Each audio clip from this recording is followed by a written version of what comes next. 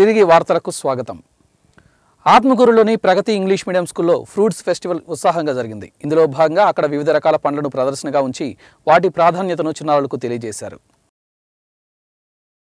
ఆత్మకూరులోని ప్రగతి English medium స్కూల్లో fruits festival జరిగింది. ఇందులో భాగంగా స్కూల్ నిర్వాహకులు వివిధ రకాల పండ్లను తీసుకొచ్చి అక్కడ ప్రదర్శనగా ఉంచారు. ఉపాధ్యాయులు ఆయా పండ్ల విశిష్టతను చిన్నారులకు వివరించారు. అదలా ఉండగా చిన్నారులు తయారు చేసి ప్రదర్శించిన వివిధ పండ్ల ఆకృతులు ప్రత్యేక ఆకర్షణగా నిలిచాయి. ముతుకూరు మండలం పిడతాపొలూరు గ్రామంలో ఉన్న రత్నం హైస్కూల్లో దీపావళి సంబరాలు ఘనంగా జరిగాయి. విద్యార్థులకు భారతీయ సంస్కృతి సాంప్రదాయాలను వివరించేందుకు ఈ కార్యక్రమాన్ని చేపట్టినట్లు పాఠశాల నిర్వాహకులు తెలియజేశారు. ముత్తుకూరు మండలం పిడతాపోలూరులో ఉన్న రత్నం హైస్కూలులో దీపావళి సంబరాలు ఘనంగా జరిగాయి.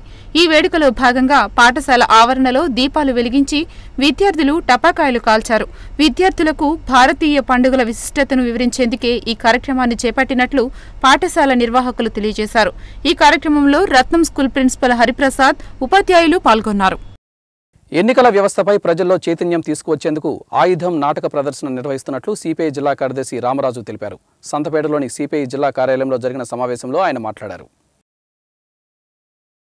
నగరంలోని సంతపేటలో ఉన్న సిపిఐ కార్యాలయంలో పార్టీ జిల్లా కార్యదర్శి రామరాజు విలేకరుల సమావేశం ఏర్పాటు చేశారు. ఈ సందర్భంగా ఆయన మాట్లాడుతూ ఎన్నికల వ్యవస్థపై ప్రజల్లో అవగాహన తీసుకువచ్చేందుకు ఆయుధం అనే నాటక ప్రదర్శన నిర్వహిస్తున్నట్లు తెలిపారు. ఆంధ్రప్రదేశ్ ప్రజానాట్య మండలి ఆధ్వర్యంలో ఈ నెల 24, 25 తేదీల్లో టౌన్ హాల్ వేదికగా ఈ నాటకం ప్రదర్శితమవుతుందని వివరించారు. దాతల ప్రోత్సాహంతో ఈ కార్యక్రమాన్ని చేపడుతున్నట్లు తెలిపారు. ప్రజలందరూ సహకరించి విజయవంతం చేయాలని పిలుపునిచ్చారు. ఈ సమావేశంలో లీలామోహన్, మునీర్ తదితరులు పాల్గొన్నారు. ఆంధ్రప్రదేశ్ ప్రజానాట్య మండలి నాయకత్వాన శ్రీయుతులు పరుచూరు గోపాలకృష్ణ రచన చేసినటువంటి ఆయుధం నాటిక విద్యార్థి సమాఖ్య, యువజన సమాఖ్య, ప్రజానాట్య మండలి సంయుక్తంగా నెల్లూరు నగరంలో 24, 25 తేదీన టౌన్ హాల్లో వేసేటువంటి ప్రయత్నాలు ముమ్మరంగా జరుగుతూ ఉన్నాయి. అయోడిన్ ఉప్పు వాడకం వల్ల అనేక జబ్బులు రాకుండా నివారించవచ్చునని డిఎంఎండ్హెచ్ఓ కోటేశ్వరి తెలిపారు. డిఎంఎండ్హెచ్ఓ కార్యాలయంలో జరిగిన సమావేశంలో ఆమె మాట్లాడారు.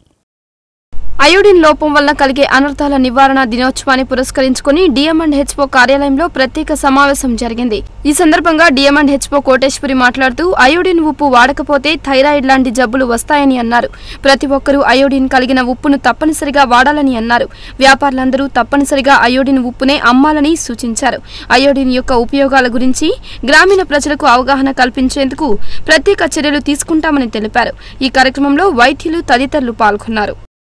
సీజన్ వ్యాధులు రాకుండా ఉండేందుకు ప్రభుత్వం ప్రత్యేక చర్యలు తీసుకుంటుందని డిఎంఎండ్హెచ్ఓ కోటేశ్వరి తెలిపారు. సీజన్ వ్యాధులను దృష్టిలో ఉంచుకుని అన్ని ప్రాథమిక కేంద్రాల్లో ప్రత్యేక వైద్య శిబిరాలు నిర్వహిస్తున్నామని ఆమె విలేకరులతో వెల్లడించారు.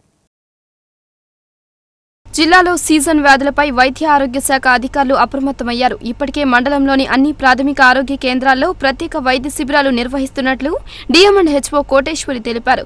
సీజన్ వ్యాధులు రాకుండా ఉండేందుకు ముందస్తు చర్యలుగా మురికివాడల్లో మెడికల్ క్యాంపులు చేపడుతున్నామని తెలిపారు. ఇప్పటికే వెంకటగిరి, కాలంగి ప్రాంతాల్లో డెంగ్యూ జ్వరాలు సోకిన వారిని గుర్తించి వారికి వైద్య సేవలు అందిస్తున్నామని ఆమె తెలిపారు.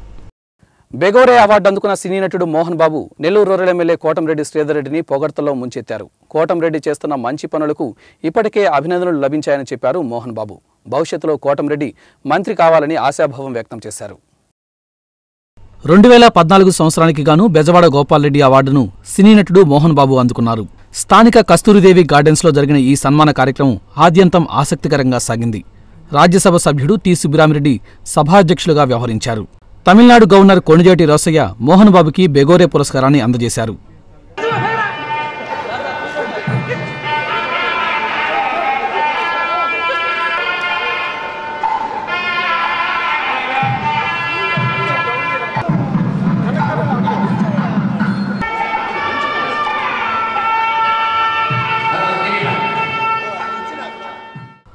అవార్డు ప్రధానోత్సవంతో పాటు మోహన్ బాబుని ఘనంగా సత్కరించారు నగర ప్రముఖులు. నెల్లూరు రూరల్ ఎమ్మెల్యే కోటంరెడ్డి శ్రీధర్ రెడ్డి మోహన్ బాబుకి తలపాగా అలంకరించారు. వేమిరెడ్డి ప్రభాకర్ రెడ్డి పుష్పమాల వేయగా ప్రముఖ పారిశ్రామికవేత్త వరప్రసాద్ రెడ్డి సన్మాన పత్రం అందించారు.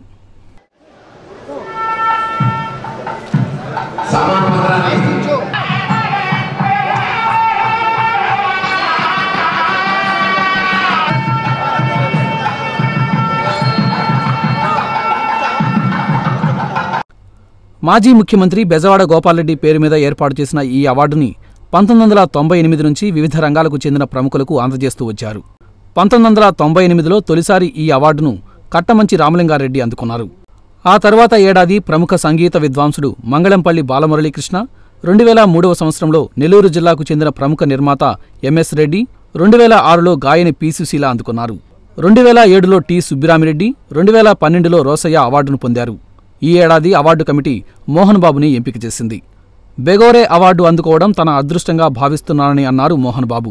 నమ్మకం, పట్టుదలతోనే తాను పైకెదిగానని చెప్పారు. నా దృష్టిలో 90% అవినీతి పరులు ఉంటారు రాజకీయం. ఒక 10% ఎవరైనా మంచివాళ్ళు ఉంటారు.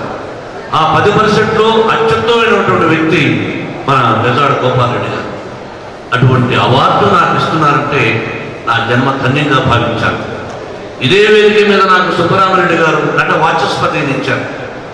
అదంతా ఒక ఎత్తు అయితే ఈ బెజవాడ గోపాల్రెడ్డి గారి అవార్డు ఒక ఎత్తు.